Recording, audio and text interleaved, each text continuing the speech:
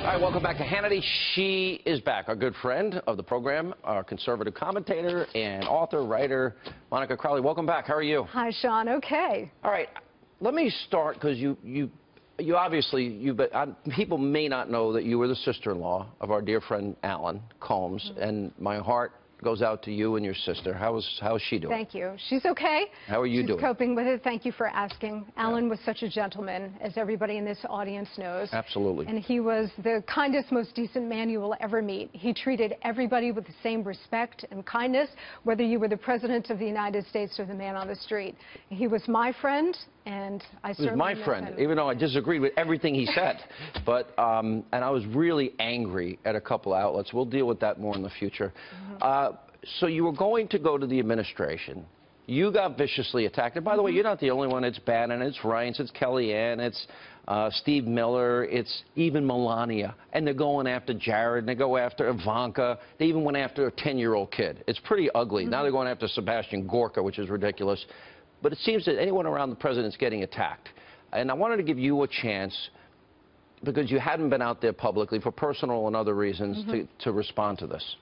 Well, look, what happened to me was a despicable, straight-up political hit job, okay? It's been debunked. My editor has completely supported me and backed me up.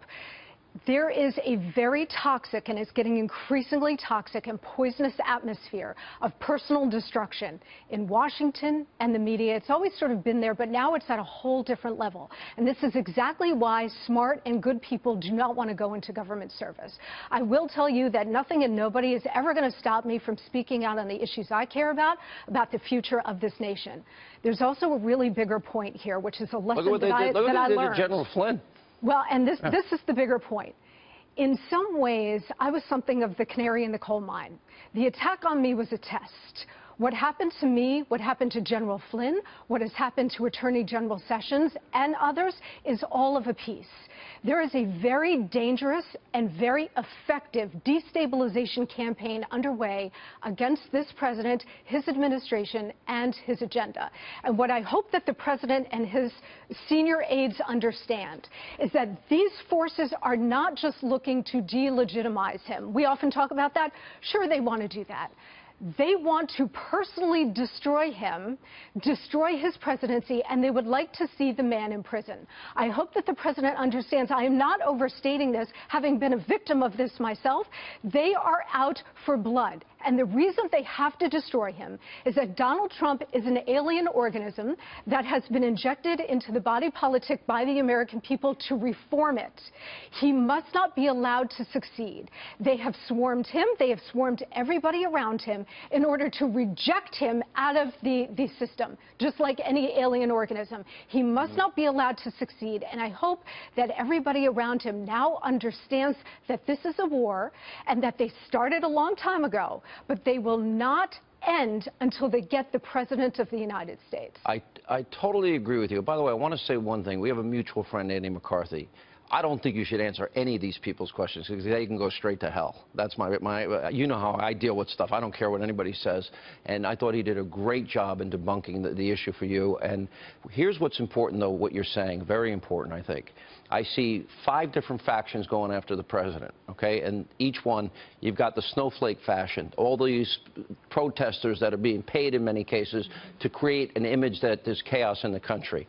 Then you've got a Democratic Party obstructionists want no part of this president succeeding because they look bad and are out of power for a long time. Then you've got a media establishment, which we know through WikiLeaks, colluded in this last campaign. They never vetted Obama. They never told the truth about what a failure Obama's been. That's a big part of it.